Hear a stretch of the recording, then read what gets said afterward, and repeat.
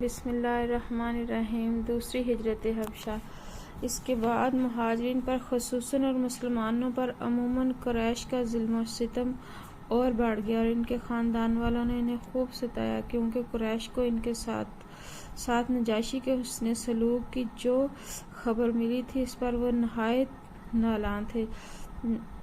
رسول اللہ صلی اللہ علیہ وآلہ وسلم نے صحابہ اکرام کو پھر ہجرت حبشہ کا مشورہ دیا، لیکن یہ دوسری ہجرت پہلی ہجرت کے بالمقابل اپنے دامن میں زیادہ مشکلات لیے ہوئے تھی، کیونکہ اب کی بار قریش پہلے سے ہی چوکنا تھے اور ایسی کسی کوشش کو ناکام بنانے کا تہیہ کیے ہوئے تھے، لیکن مسلمان اس سے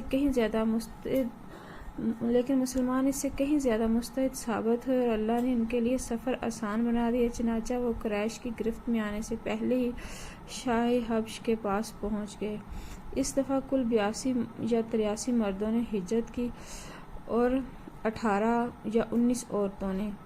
علامہ منصور پوری نے یقین کے ساتھ عورتوں کی تعداد 18 لکھی ہے۔ مہاجرین حبشہ کے خلاف قریش کی سازش۔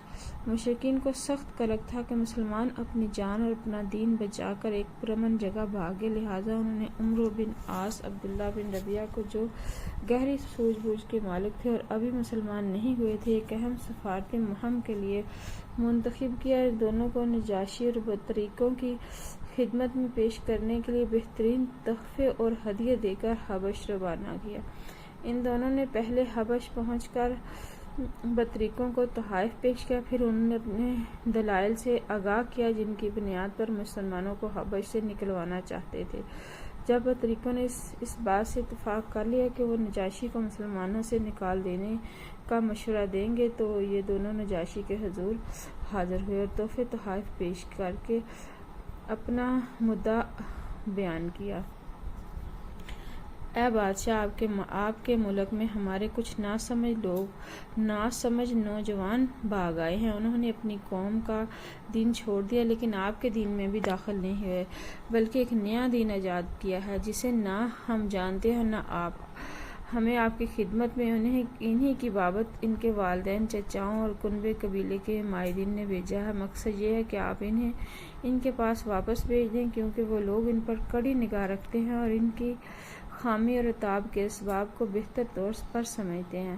جب یہ دونوں اپنا مدعا عرض کر چکے تو بطریقوں نے کہا کہ بادشاہ سلامت، یہ دونوں ٹھیک ہی کہہ رہے ہیں، آپ ان جوانوں کو ان دونوں کے حوالے کر دیں، یہ دونوں انہیں ان کی قوم اور ان کے ملک میں واپس پہنچا دیں گے۔ لیکن نجاشی نے سوچا کہ اس کو گہرائی سے کھنگالا جائے اور اس کے تمام پہلوؤں کو سننا ضروری ہے۔ چنانچہ اس نے مسلمانوں کو بلایا۔ مسلمان یہ تہیہ کر کے اس کے دربار میں آئے کہ ہم سچ بولیں گے، خواہ نتیجہ کچھ بھی ہو۔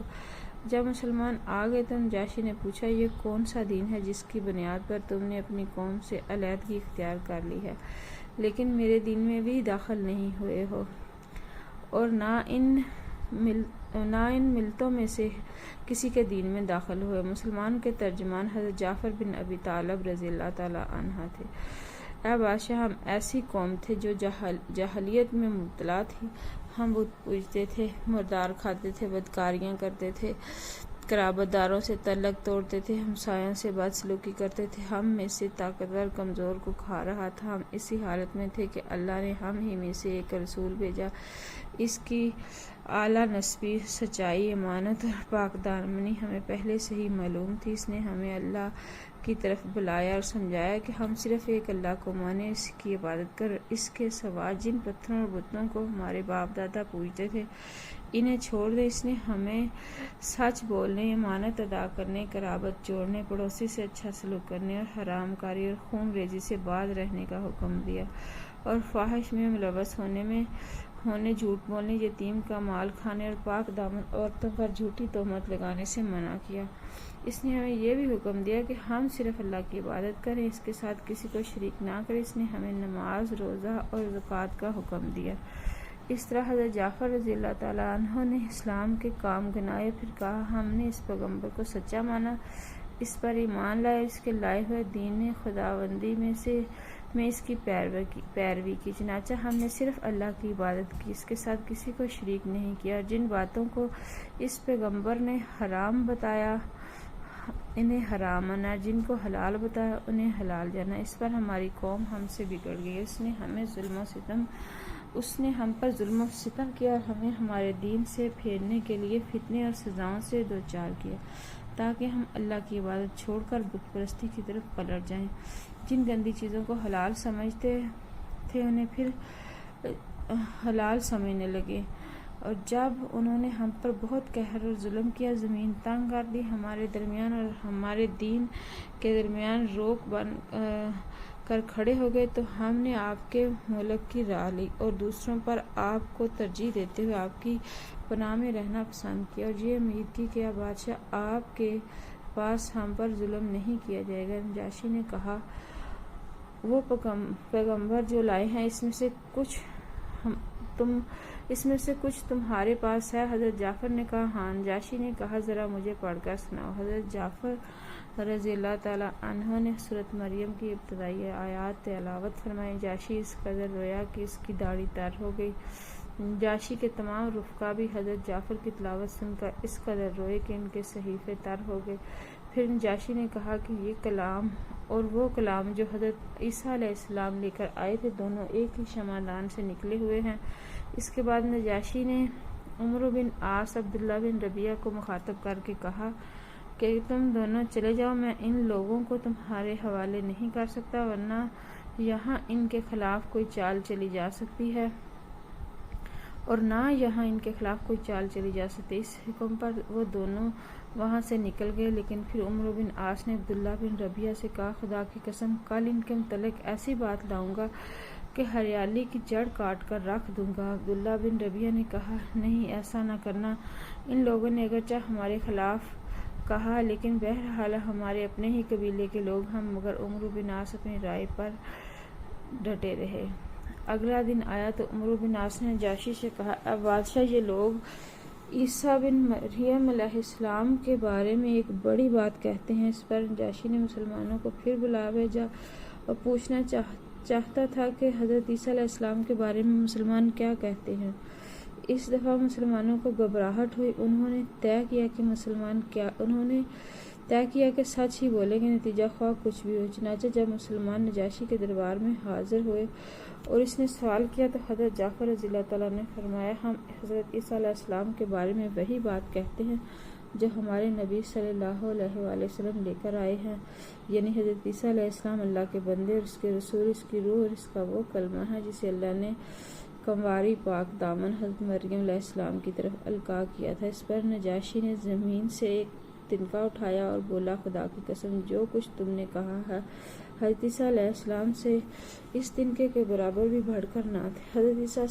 جو کچھ تم نے کہا ہے حضرت عیسیٰ علیہ السلام اس تنکے کے برابر بھی بڑھ کر نہ تھے۔ اس پر بطریقوں نے ہوں ہوں کی آوازیں لگائیں۔ نجاشی نے کہا کہ اگرچہ تم لوگ ہوں ہوں کہو۔ اس کے بعد نجاشی نے مسلمانوں سے کہا، جاؤ تم لوگ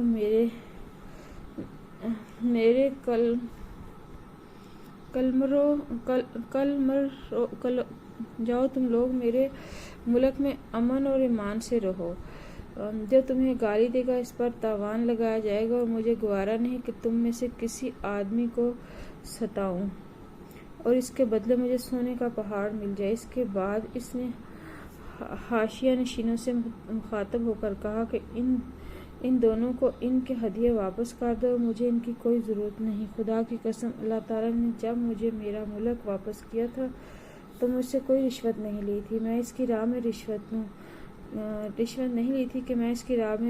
لوں۔ نیز اللہ نے میرے بارے میں لوگوں کی بات قبول نہ کی تھی کہ میں اللہ کے بارے میں لوگوں کی بات مانوں۔ حضرت ام سلمہ رضی اللہ تعالیٰ عنہ نے اس واقعے کو بیان کیا ہے، کہتی ہیں کہ اس کے بعد وہ دونوں اپنے ہدیے تحفے لے کر بے آبرو ہو کر واپس چلے گئے۔ ہم نجاشی کے پاس ایک اچھے ملک میں ایک اچھے پڑوسی کے زیر سایہ مقیم رہے۔ یہ ابن اسحاق کی روایت ہے اور سیرت نگاروں کا بیان ہے کہ نجاشی کے دربار میں حضرت عمرو بن عاص کی حاضری جنگ بدر کے بعد ہوئی تھی، لیکن بعض لوگوں نے تطبیق کی یہ صورت بیان کی ہے کہ حضرت عمرو بن عاص نجاشی کے دربار میں مسلمانوں کی واپسی کے لیے 2 مرتبہ گئے تھے، لیکن جنگ بدر کے بعد کی حاضری کے ضمن میں حضرت جعفر بن حضرت جعفر رضی اللہ تعالیٰ عنہ اور نجاشی کے درمیان سوال و جواب کی جو تفصیلات بیان کی ہیں وہ تقریباً وہی ہیں جو ابن اسحاق نے ہجرت حبشہ کے بعد کی حاضری کے سلسلہ میں بیان کی۔ پھر ان سوالات کے مضامین سے واضح ہوتا ہے کہ نجاشی کے پاس یہ معاملہ ابھی پہلی بار پیش ہوا تھا۔ اس میں ترجیح اس بات کو حاصل ہے کہ مسلمانوں کو واپس لانے کی کوشش صرف ایک بار ہوئی تھی اور وہ ہجرت حبشہ کے بعد۔ بہرحال مشرکین کی چال ناکام ہوئی۔ ان کی سمجھ میں آ گیا کہ اپنے جذبہ عداوت کو اپنے دائرہ اختیار ہی میں آسودہ کر سکتے ہیں، لیکن اس کے نتیجے میں انہوں نے ایک خوفناک بات سوچنی شروع کی۔ در حقیقت انہیں اچھی طرح احساس ہو گیا تھا کہ اس مصیبت سے نپٹنے کے لیے اب ان کے سامنے دو ہی راستے ہیں، یا تو رسول اللہ صلی اللہ علیہ وسلم کو تبلیغ سے بزور طاقت روک دیں، یا پھر آپ صلی اللہ علیہ وسلم کے وجود کا ہی صفایا کر دیں۔ لیکن دوسری صورت حد درجہ مشکل تھی، کیونکہ ابو طالب آپ صلی اللہ علیہ وآلہ وسلم کے محافظ تھے اور مشرکین کے عزائم کے سامنے آہنی دیوار بنے ہوئے تھے۔ اس لیے یہی مفید سمجھا گیا کہ ابو طالب سے دو باتیں ہو جائیں۔